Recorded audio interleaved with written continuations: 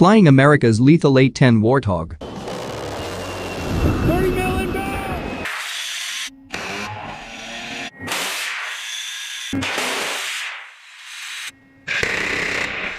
Known for an ability to keep flying after taking multiple rounds of enemy machine gun fire, land and operate in rugged terrain, destroy groups of enemy fighters with a 30mm cannon, and unleash a wide arsenal of attack weapons, the A-10 is described by pilots as a flying tank in the sky, able to hover over ground war and provide life-saving close air support in high-threat combat environments.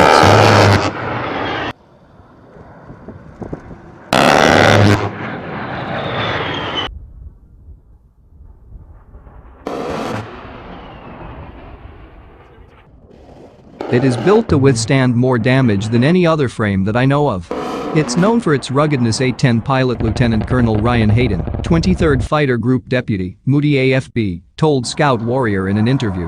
The pilot of the A-10 is surrounded by multiple plates of titanium armor, designed to enable the aircraft to withstand small arms fire and keep flying its attack missions. The A-10 is not agile, nimble, fast or quick, Hayden said. It's deliberate, measured, hefty, impactful, calculated and sound. There's nothing flimsy or fragile about the way it is constructed or about the way that it flies. A-10 Thunderbolt II, affectionately known as the Warthog, has been in service since the late 1970s and served as a close air support combat aircraft in conflicts such as the Gulf War, Operation Enduring Freedom, Operation Iraqi Freedom and Operation Allied Force in Kosovo, among others. Having flown combat missions in the A-10, Hayden explained how the aircraft is specially designed to survive enemy ground attacks. There are things built in for redundancy. If one hydraulic system fails, another one kicks in, he said. If the aircraft loses all of its electronics, including its digital displays and targeting systems, the pilot of an A-10 can still fly, drop general-purpose bombs, and shoot the 30mm cannon, Hayden explained. So when I lose all the computers and the calculations, the targeting pod and the heads-up display, you can still point the aircraft using a degraded system at the target and shoot. We are actually trained for that, he said. Unlike other air platforms built for speed, maneuverability, air-to-air dogfighting and air-to-air weapons, the A-10 is specifically engineered around its gun, a 30mm cannon aligned directly beneath the fuselage. The gun is also called a GAU-8A Gatling gun. The 30mm cannon has 7 barrels. They are centered the way the aircraft fires. The firing barrel goes right down the center line. You can point the aircraft and shoot at the ground. It is designed for air-to-ground attack, Hayden explained. Armed with 1,150 rounds, the 30mm cannon is able to fire 70 rounds a second. Hayden explained the gun alignment as being straight along the fuselage line without an upward cant like many other aircraft have. Also, the windows in the A-10 are also wider to allow pilots a larger field of view with which to see and attack targets. The engines of the A-10 are mounted high so that the aircraft can land in austere environments, such as rugged, dirty or sandy terrain, Hayden said. The engines on the A-10 are General Electric TF-34 GE100 turbofans. I've seen this airplane land on a desert strip with the main gear buried in a foot of sand. On most planes, this would have ripped the gear up, but the A-10 turned right around and took off, he added. There have been many instances where A-10 engines were shot up, and the pilots did not know until the return from a mission, Hayden said. These aerodynamic configurations and engine technology allow the A-10 to fly slower and lower, in closer proximity to ground forces and enemy targets. The wings are straight and broadened. The engines are turbofan. They were selected and designed for their efficiency, not because of an enormous thrust. We have a very efficient engine that allows me to loiter with a much more efficient gas burn rate, Hayden said.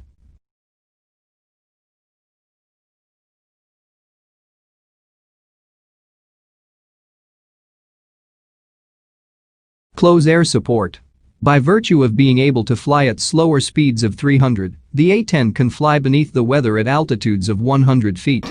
This gives pilots an ability to see enemy targets with the naked eye, giving them the ability to drop bombs, fire rockets and open fire with the 30mm cannon in close proximity to friendly forces. We shoot really close to people. We do it 50 meters away from people. I can sometimes see hands and people waving. If I get close enough and low enough, I can see the difference between good guys and bad guys and shoot, Hayden explained. The aircraft's bombs, rockets and cannon attack enemies up close or from miles away, depending on the target and slant range of the aircraft, Hayden added.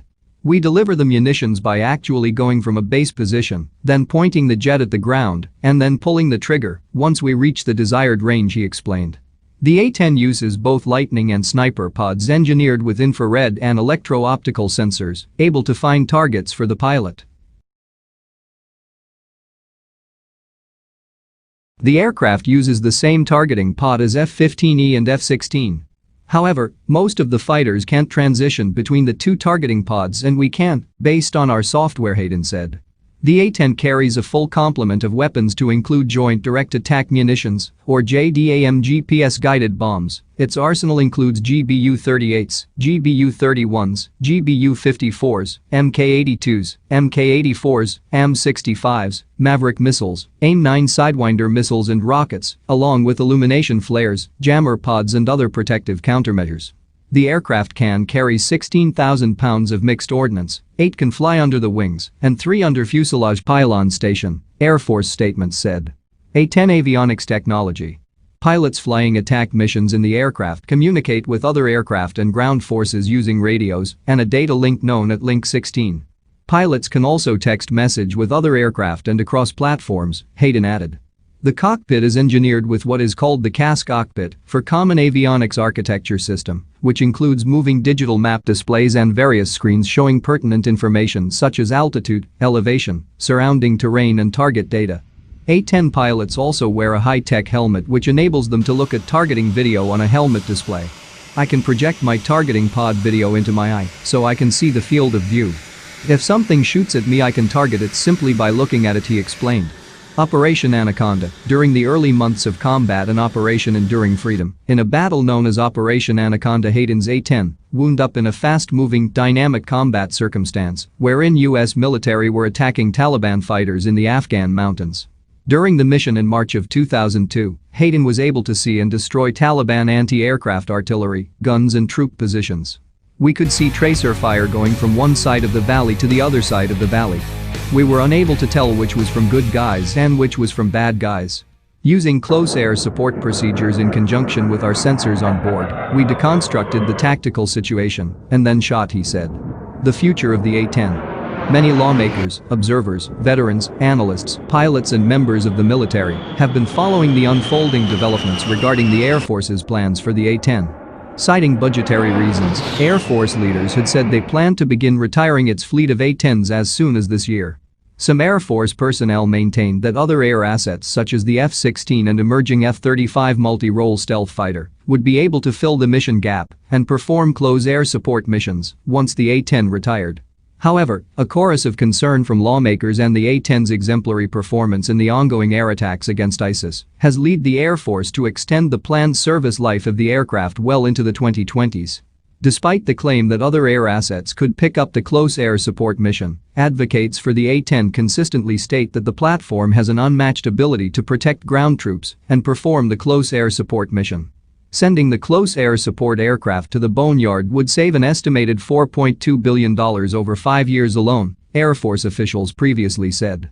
The overall costs of the program, including life cycle management, sustainment and upkeep, had made the A-10 budget targets for the service. However, many lawmakers pushed back on the plans.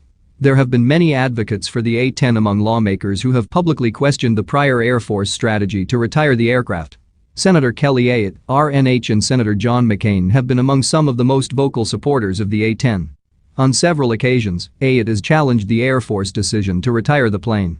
The A-10 has saved many American lives, and Senator Ayotte is concerned that the Air Force might prematurely eliminate the A-10 before there is a replacement aircraft, creating a dangerous close air support capability gap that could put our troops at risk, an Ayotte official said several months ago. McCain, chairman of the Senate Armed Services Committee, welcomed the news that the A-10 might remain longer than the Air Force had planned.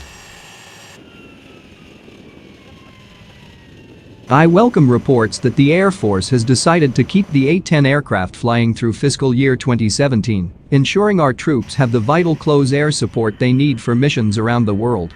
Today, the A-10 fleet is playing an indispensable role in the fight against ISIL in Iraq and assisting NATO's efforts to deter Russian aggression in Eastern Europe, McCain said in a recent statement. Also, the A-10 has been performing extremely well in ongoing attacks against ISIS, creating an operational demand for the durable aircraft, and therefore reportedly informing this Air Force decision. With growing global chaos and turmoil on the rise, we simply cannot afford to prematurely retire the best close air support weapon in our arsenal without fielding a proper replacement. When the Obama administration submits its 2017 budget request in the coming weeks, I hope it will follow through on its plan to keep the A-10 flying so that it can continue to protect American troops, many still serving in harm's way, McCain added. Although the continued existence of the A-10 is assured well into the next decade, the debate about what, if anything, might be able to replace it is quite likely to continue.